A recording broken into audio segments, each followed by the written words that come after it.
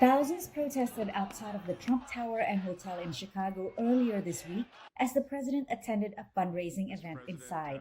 We don't accept his racism. We don't accept his hate. Trump, who declared his 2020 bid the day he was inaugurated, attended another joint fundraiser with House Republicans Tuesday at the Trump International Hotel in Washington. It demonstrates the president's willingness to intermingle his political activities with his financial and business activities. Fundraising at Trump properties have helped raise hundreds of millions of dollars. The Trump 2020 campaign and the Republican National Committee have raised $125 million. Trump denies he is using the presidency to promote his resorts. I have a lot of hotels all over the place, and people use them because they're the best. The Trump Organization opened the hotel nearby the White House in 2016, leasing rights of the building from the General Services Administration, a federal agency.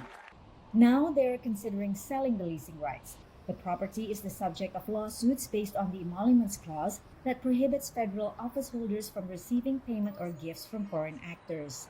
The sale would trigger concerns, particularly if the buyer is a foreigner, and may even create further conflict of interest since GSA is led by a Trump political appointee.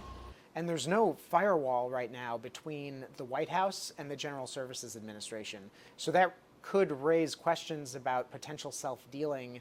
Last week, a House committee subpoenaed the GSA for lease documents, adding more pressure to Trump, who is already under an impeachment inquiry for allegedly pushing the leader of Ukraine to investigate a political rival, Democrat Joe Biden. I have a perfect conversation, with the president of Ukraine, and they're using that to impeach one of the most successful presidents. Trump calls the inquiry the worst hoax in the history of the country. It's frustrating people, and I think it's making them feel like he's trying to behave like an imperial president or behave like a king or an absolute monarch who is not accountable to the people who elected him.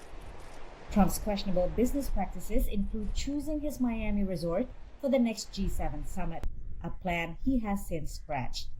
Patsy Widakuswara, VOA News, White House.